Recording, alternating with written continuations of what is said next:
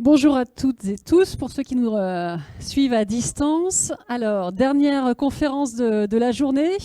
Comme je disais, je termine parce que je préfère les chiffres, donc on va essayer d'être dynamique pour, pour tout ce qui est comptabilité fiscale. On se dit, ouais, bon, super.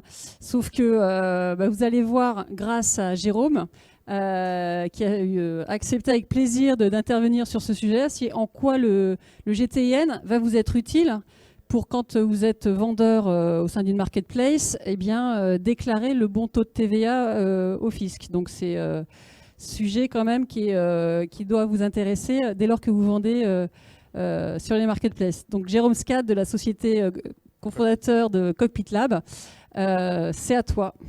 Ok, bonjour à toutes et à tous, enchanté. Alors, pour être honnête, c'est ma première présentation depuis la terminale. Je peux vous dire que je suis un petit peu stressé. Personnellement, j'ai eu un coup de téléphone d'Isabelle au mois de juillet ou août de cette année qui me dit on organise un truc à la maison, un petit comité pour discuter de GTIN, de AN, et ça se passe le 5 octobre. Est-ce que ça t'intéresse? Je dis ben ouais, pas de problème et tout, on y va. Il y a quelques semaines, Isabelle me rappelle pour me dire finalement, c'est pas le 5 octobre, mais le 12, parce qu'il y a des grèves et tout, donc voilà. Et est-ce que ça tient toujours pour toi? J'ai dit, bah, ouais, avec grand plaisir, sans problème. Est-ce que je dois préparer quelque chose? Elle me dit, non, t'inquiète, on est en petit comité, on sera une cinquantaine, et on a envoyé une invitation à nos 50 000 adhérents.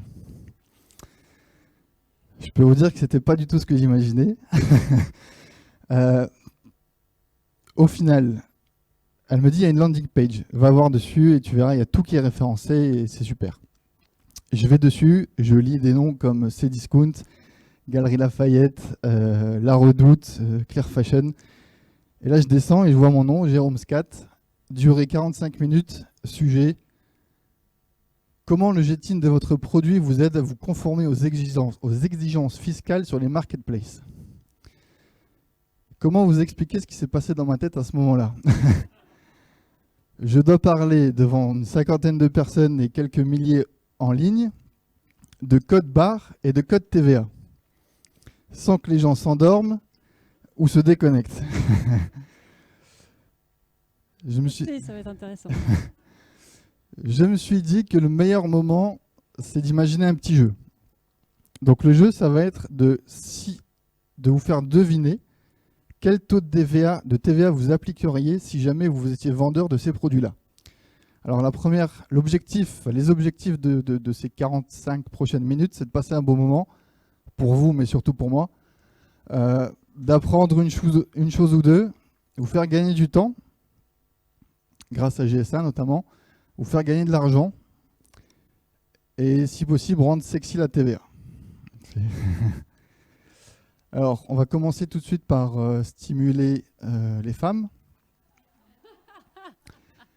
On a un boxer uni-brodé Mon Amour de la marque Le Slip Français. À votre avis, quel taux de TVA il faudrait appliquer sur ce produit-là si vous le vendiez en France?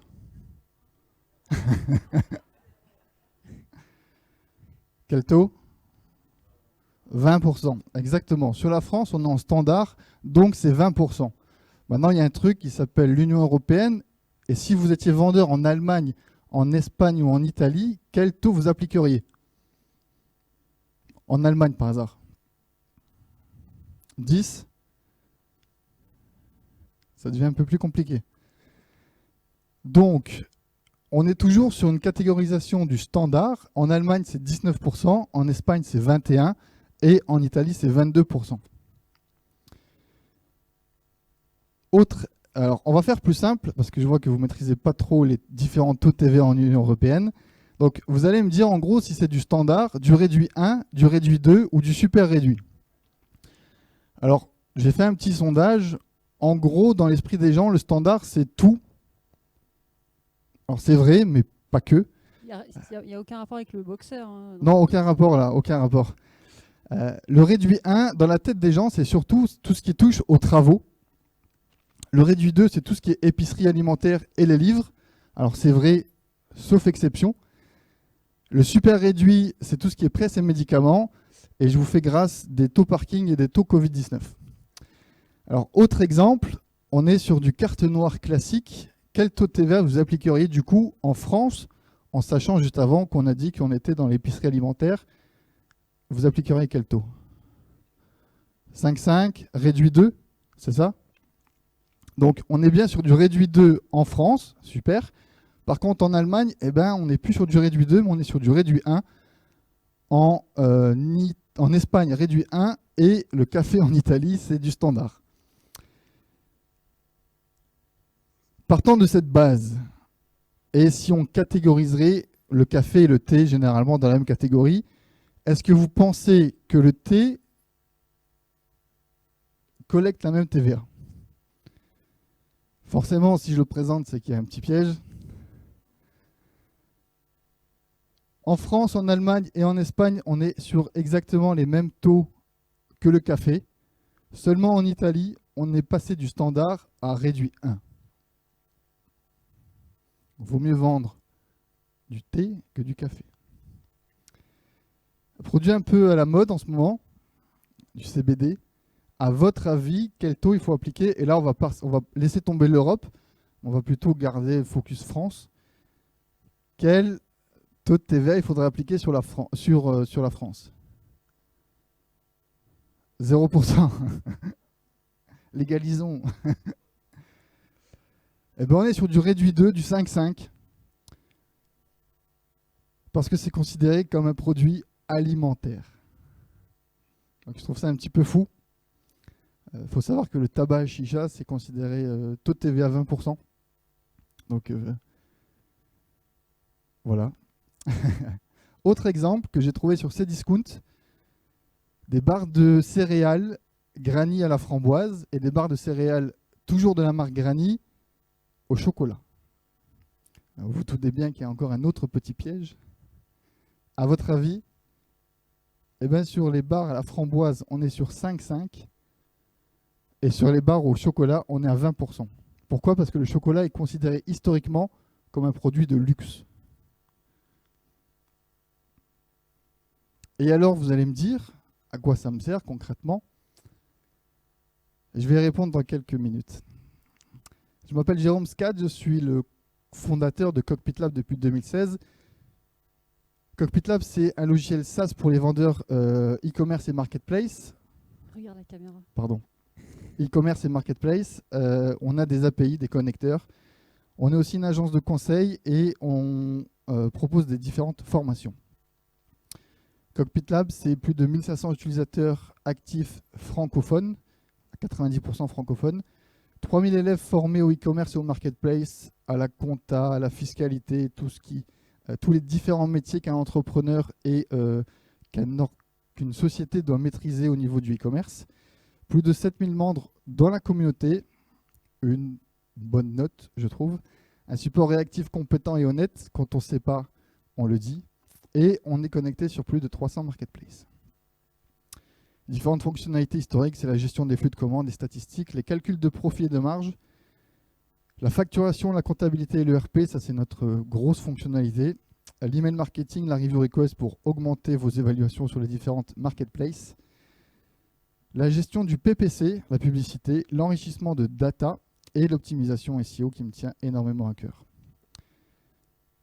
Disclaimer, je suis contrôleur de gestion de métier, ancien vendeur en private label, donc c'est-à-dire ma propre marque. Mais je ne suis pas fiscaliste, je ne suis pas avocat, je ne suis pas tous ces métiers qui vous prennent une blinde.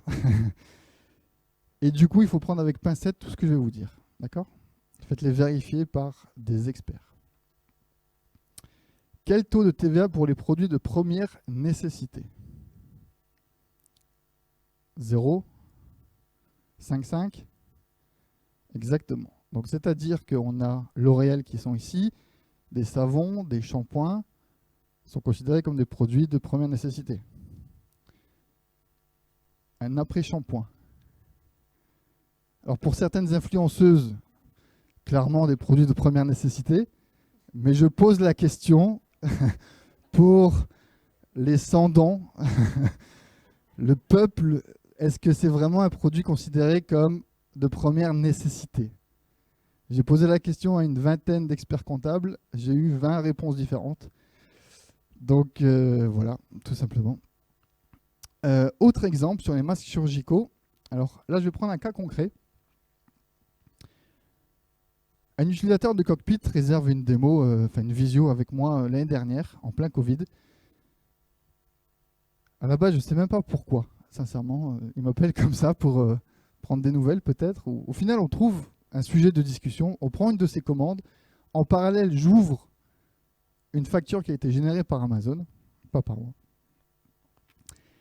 Et je lui dis, monsieur, Robert plutôt, je pense que le taux de TVA sur les masques, c'est 5,5. Il me dit non, j'ai vérifié avec mon expert comptable, c'est 20%, laisse tomber, lâche l'affaire. Ok, pas de problème. Au final, on discute, on règle son problème, il raccroche et voilà. 2 jours plus tard, je me connecte le soir pour voir ce qui m'attend le lendemain et je vois encore Robert qui book une visio. Et je me dis, il va me demander d'annuler son abonnement et voilà, bref, parce que je lui racontais un petit peu de bêtises. Finalement, il me dit, Jérôme, combien je te dois? Je dis, j'ouvre mon Stripe, j'ouvre mon logiciel de comptabilité, et je lui dis, non, c'est bon, toutes les factures sont correctes et tout, pas de stress. Il me dit, non, pour le conseil que tu m'as donné il y a 2 jours. Je lui dis, c'est bon, vous avez vérifié avec votre expert comptable? Il me dit, oui, c'est bon, je l'ai viré. Et je lui dis, ah bon, ok, d'accord. Il me dit, ouais, t'avais raison, c'est 5,5 et tout. Je lui dis, non, c'est bon, c'est un conseil gratuit, pas de stress. Ok, il raccroche et tout. Je vous avoue que ça me titille un petit peu qu'on me demande comme ça de payer, enfin d'être payé. Donc je prends ces statistiques et j'avais raison. Donc sur les masques, on est bien à 5,5. Ce monsieur, Robert, fait 500 000 ventes de boîtes de masques à 10 € par mois, ce qui représente un chiffre d'affaires de 5 millions par mois. Si on applique une TVA de 20%, on doit collecter et reverser à l'État 833 000 €. Si on collecte une TVA de 5,5, on n'a plus que 260 000 €. J'ai fait économiser à Robert 500 000 € par mois. J'aurais pu lui envoyer une petite facture. Et alors, vous allez me dire, par rapport à la question de tout à l'heure, la réponse est qu'on a tous intérêt à parler le même langage. Et c'est une phrase que j'ai piquée à GS1. Parce que clairement, s'il avait été identifié que les masques chirurgicaux, donc son produit, son Gétine, devaient automatiquement impliquer un taux de TVA de 5,5, il aurait économisé énormément d'argent parce que ça faisait longtemps qu'il vendait des produits à 20% au lieu de 5,5. Ce que j'ai proposé à Isabelle depuis quelques mois maintenant, où on discute, c'est de pouvoir remonter la catégorisation du Product Tax Code, comme moi je l'appelle, directement dans le Gétine, pour que les marketplaces, et pas forcément Cockpit, pas forcément mon logiciel, mais que n'importe qui, des marketplaces, des e-commerçants ou même de la grande distribution, puisse appliquer les bons taux de taxes. Parce que là, je vous parle de vécu au niveau du e-commerce, mais je ne sais pas, je n'ai pas d'expérience dans la grande distribution, de comment on applique un taux de TVA. Est-ce qu'il est bon ou est-ce qu'il est mauvais? Est-ce qu'il y a quelqu'un qui le rentre manuellement? Aucune idée, sincèrement, aucune expérience là-dessus.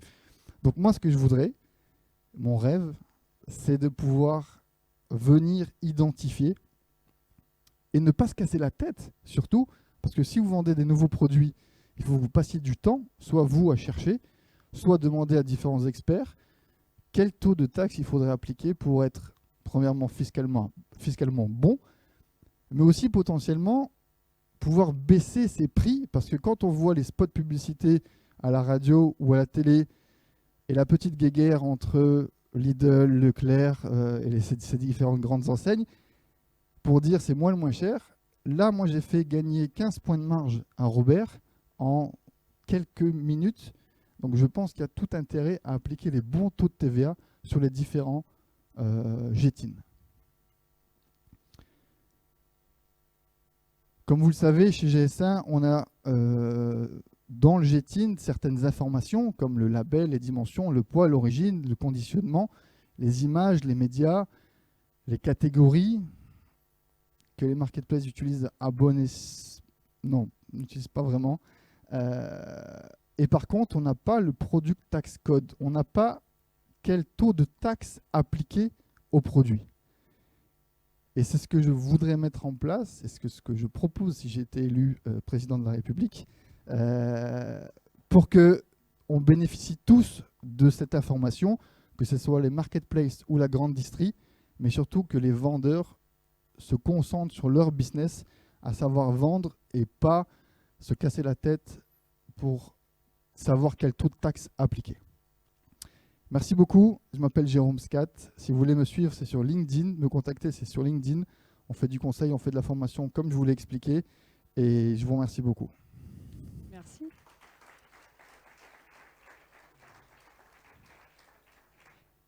Alors la bonne nouvelle, c'est que... Vous m'entendez? C'est bon? C'est que dans nos modèles de données qui sont échangés avec la grande distribution via le réseau GDSN, l'information de taux de TVA par produit, par pays est appliqué. Je ne sais pas si Dominique, tu es là, tu pourrais mieux en parler si tu as des choses à dire.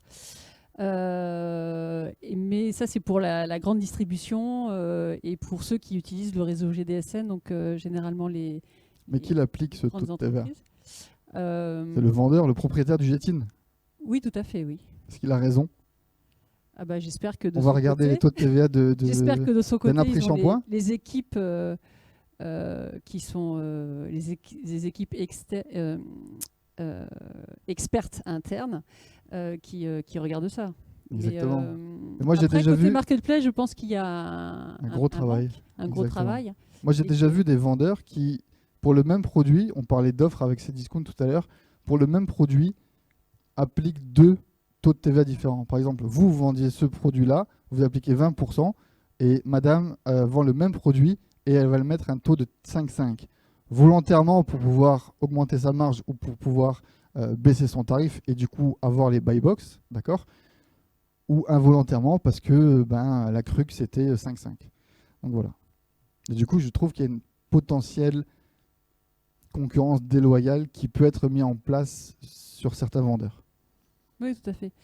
Moi, je trouve ça intéressant de vous éclairer un petit peu sur un autre sujet que depuis ce matin, on est purement sur l'information produit. On a évidemment oublié, mais il y a également les standards, c'est des informations logistiques aussi, le poids, les dimensions, etc. Et voilà, le Jetine a aussi un autre usage, c'est une clé vraiment universelle de votre produit qui vous permet de répondre à différents problématiques métiers. Et là, du coup, quand vous faites une vente sur une marketplace, quel taux de TVA je dois appliquer et transmettre au fisc? Et c'est un peu idiot, en effet, d'appliquer un taux de TVA trop élevé parce que du coup, on n'est pas concurrentiel. Ouais. On n'a pas de prix concurrentiel et en plus, on paye un taux. Ou inversement, du coup, si on applique un taux trop bas, là, on se met en difficulté par rapport au fisc. Exactement. Donc, voilà, donc, du coup, toi, le Jetine est intéressant dans ta solution par rapport à ça et tu paramètres par rapport aux produits, tu t'enrichis de l'expérience des produits de tes vendeurs et ça. Tout à fait, exactement. Nous, en fait, on a catégorisé quasiment 2 millions de produits à la main. Pourquoi? Parce qu'on ne peut pas le faire par algorithme. Si on parlait tout à l'heure de catégories, si on reprend l'exemple du granny, il est dans la même catégorie.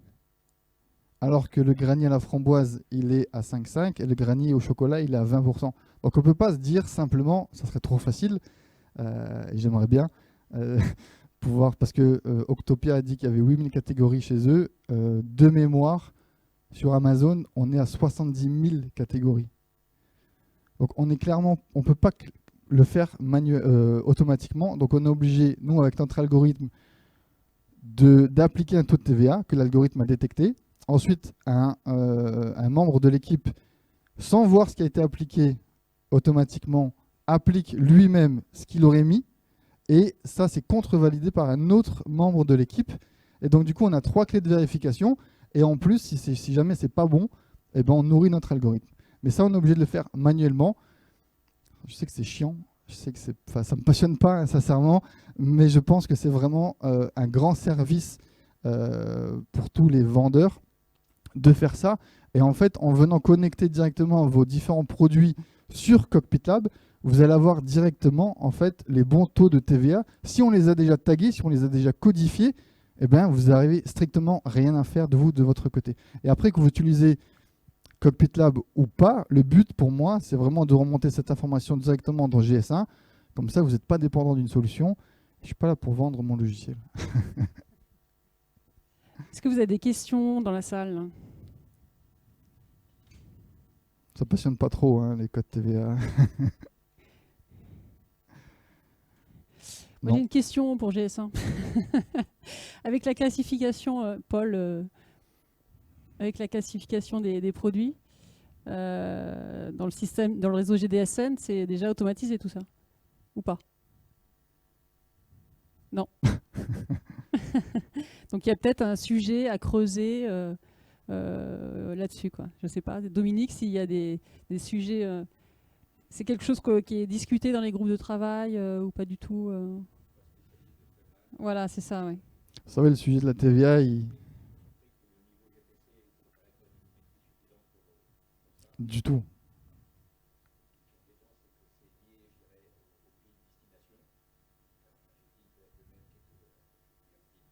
Le pays de destination, on s'en fiche, c'est ce que je vous disais. C'est en fait, je ne vous ai pas demandé les taux de TVA par pays, je vous ai demandé la catégorisation. Si c'était du réduit, du standard ou du super réduit. Et à partir de là, avec un tableau à double entrée que n'importe quel développeur pourrait faire, il suffit de dire catégorie café en France, c'est 5,5. Donc on a juste une catégorisation à faire, unique par Getin et pas par les 27 pays de l'Union européenne. Donc voilà, donc c'est ultra simple à faire, il faut juste prendre le temps de bien faire le travail manuellement. Et on ne peut pas le faire autrement que manuellement. C'est impossible. Et pour ça, il faut que le produit ait le bon Getin aussi. Obligatoire. Potentiellement. Obligatoire. Ouais. Obligatoire, parce que dans l'exemple de tout à l'heure, si on vend un canapé alors qu'on reçoit une brosse à dents ou un shampoing, c'est pas le même taux de TVA. Donc potentiellement. Donc là, bien évidemment, dans cet exemple, il n'y aura rien à voir, donc on s'en fiche. Mais généralement, c'est le Getin qui fait... qui doit être la référence, on l'a dit depuis le début de la journée, c'est le Getin qui doit être le premier identifiant et c'est tout, point barre. Et comment tu vois le rôle de GS1 sur cette problématique? Seulement, rajouter un champ, tu m'as dit qu'il existait déjà pour la grande distrie, d'accord? Il faut juste simplement venir catégoriser avec un menu déroulant et ensuite avoir une base propre pour tout le monde en disant que cette catégorie-là, dans ce produit, dans ce pays-là, on applique le taux de TVA là.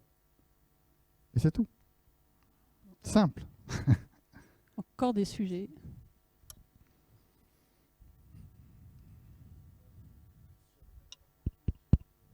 Attendez le micro. Merci. Sur prêt-à-porter pour les enfants en Angleterre, je sais que c'est 0, du coup, ça rentre où dans le tableau? Alors la grande Angleterre, pour moi, elle est hors UE. D'accord. Donc pour l'instant, elle est hors scope. Nous, on est en train de travailler principalement sur toute la catégorisation de l'Union européenne. Okay. Fin d'année ou début d'année prochaine, on sera sur tout ce qui est US, d'accord? Parce que le problème s'applique aussi sur les 50 États ou 52 États aux États-Unis. Donc il y a encore un grand travail.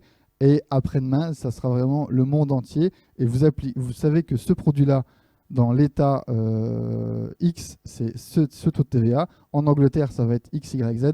Et tout ça. Pour l'instant, je n'ai pas du tout d'expérience sur l'Angleterre. Je suis vraiment désolé. Encore une fois, je ne suis pas fiscaliste. Oui, moi j'avais une question sur ce que vous dites sur la TVA. Ça peut s'appliquer aussi aux écotaxes, aux contributions diverses et variées sur des produits techniques, exact. La copie privée. On a des utilisateurs qui vendent du reconditionné sur Back Market et sur ce genre de marketplace. Et ils ont des certaines taxes à collecter, il me semble. Je ne suis pas encore un professionnel là-dedans. Mais du coup, nous... L'éco-contribution. L'éco-contribution, et ben, du coup, on nous a demandé justement, en fonction du Getin, d'appliquer, de calculer automatiquement le pourcentage de cette taxe à collecter, il me semble.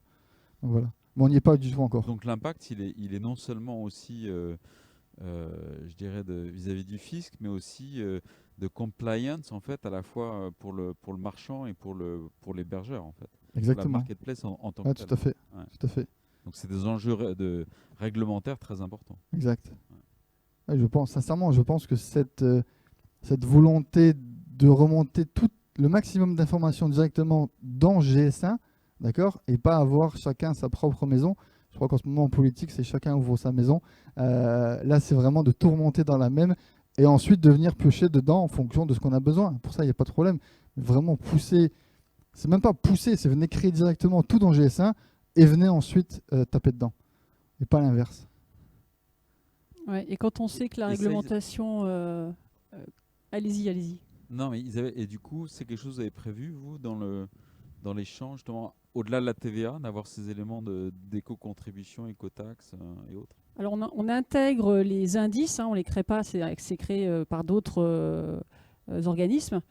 Par contre, on crée les champs qui permettent aux marques de pouvoir échanger cet indice auprès de leurs clients distributeurs. Ouais, tout à fait. C'est ça.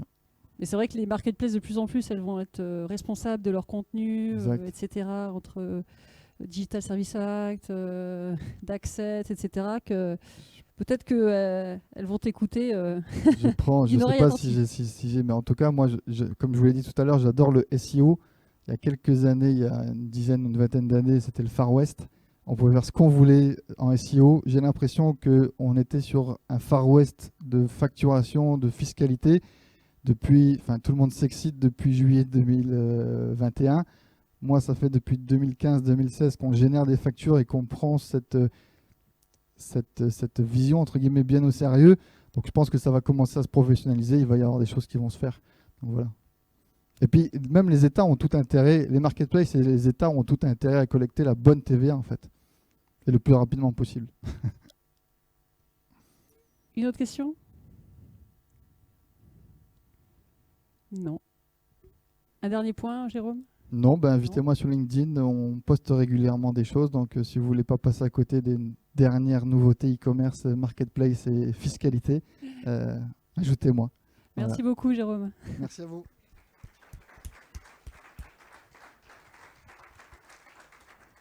On a fini un petit peu plus tôt, du coup, Paul va pouvoir conclure cette journée riche. Vous avez appris beaucoup de choses, j'espère. Vous avez pris autant de plaisir que nous. Oui.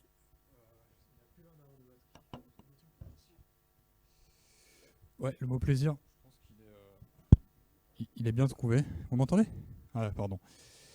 En tout cas, j'ai beaucoup pris de plaisir à vous écouter toutes et tous et à écouter vos questions aussi.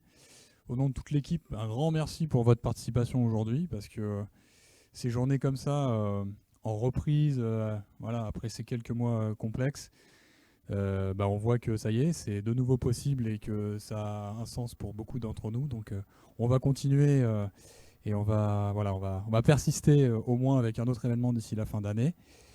Je voulais moi aussi vous raconter mon anecdote avec le slip français, mais on n'a pas trop de temps.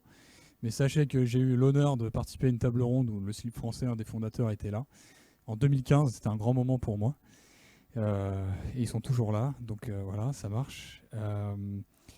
Sachez que ce qu'on a vu aujourd'hui, c'est un tout petit aperçu de ce qu'on peut faire. Donc là, on a beaucoup partagé d'informations. Maintenant, c'est comment on l'exploite, comment on la met en musique pour aller au plus profond de vos problématiques et puis se mettre en action pour collaborer ensemble par rapport à ces différents sujets qui sont pas simples. Certains sont nouveaux chez GS1, on a parlé de l'occasion, de la seconde main, des pièces détachées, etc. En revanche, sachez qu'on investit beaucoup dans la compréhension de vos besoins sur ces sujets et demain, des collaborations en France, au niveau européen, au niveau international. Ce matin, je vous ai fait une belle intro de 20 minutes, juste pour vous dire que c'est pas à mon habitude, mais on a eu un souci technique. Donc du coup, au bout de 10 minutes, la vidéo n'était pas lancée, donc je me suis un peu répété pour pas léser nos compagnons à distance. Et je terminerai sur ce message de collaboration et de co-construction. Ce qu'on a pu vous présenter jusque-là, ça a fait l'objet parfois de dizaines d'années de collaboration. Ce qu'on a vu ce matin sur l'ID Fashion, c'est presque 3 ans de collaboration avec une volonté de plus en plus courante de raccourcir ces cycles de travaux, hein, ici, de standardisation, pour livrer au plus tôt une solution technique type modèle de données, règles de codification, etc. C'est un point sur lequel nous on travaille beaucoup, évidemment, à l'international et au sein de GS1 France, pour voir comment on peut rendre véritablement efficientes les collaborations. Et c'est pour ça que j'ai insisté beaucoup aujourd'hui sur le sujet de la problématisation de vos problèmes, pardon, et de vos besoins. Parce que quand on fait ça, ça prend un petit peu de temps, mais derrière, on est certain que voilà, vous travaillez à bon escient et dans un esprit collectif. Donc ce que vous avez vu, c'est un aperçu d'une position qu'on défend, c'est que l'intérêt collectif doit toujours primer sur l'intérêt individuel. Et on essaye de le dire, on n'est absolument pas les seuls à le dire. Mais à GS1, on fait ce qu'on appelle du commun, hein. C'est une sorte de bien commun. Donc vous êtes tous et toutes acteurs. Et cette vision, cette position, on la défend, on la promeut. Et si vous êtes aligné avec ça, on vous invite aussi à en faire partie. Voilà, GS1, ce n'est pas 100 personnes de l'entreprise, c'est un écosystème, vous l'avez vu, qui est très varié. Et on porte tous une petite partie de GS1 ici aujourd'hui et demain dans les discussions et plus tard. C'est important que chacun peut être lui-même et elle-même représentant de GS1, alors à son échelle, avec son discours, etc. Mais quand j'entends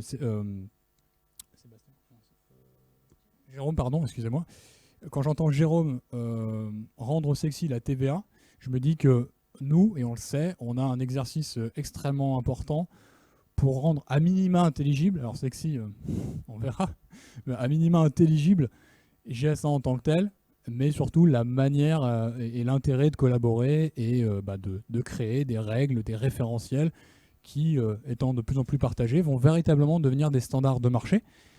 Et c'est pas toujours gagné. Le code barre que tout le monde connaît, au début, c'était appliqué en Nord-Amérique, et petit à petit, ça s'est diffusé dans le monde entier, en Europe, etc. Et demain, on ne sait pas ce que seront les standards de la réparabilité, de la recyclabilité, etc. En très grande partie parce qu'ils n'existent pas. Et pour qu'ils adviennent, un des moyens qu'on vous propose, c'est de collaborer pour les construire. Voilà, je terminerai là-dessus. Je remercie encore tous les intervenants. Je vais faire l'exercice d'essayer de les énumérer. Donc, groupe Chantel, Cdiscount, L'Oréal. Il y avait avec nous les Galeries Lafayette, La Redoute et Cockpit Lab, bien sûr. Voilà, merci à toutes et à tous et à très bientôt. Et n'oubliez pas les quelques call to action qu'on s'est dit. Prochaine réunion avec des communautés de déploiement fashion. Et puis voilà, des groupes d'analyse qui vont se monter sur les problématiques d'occasion, de réparabilité et puis de la seconde main. Merci à tous. Merci.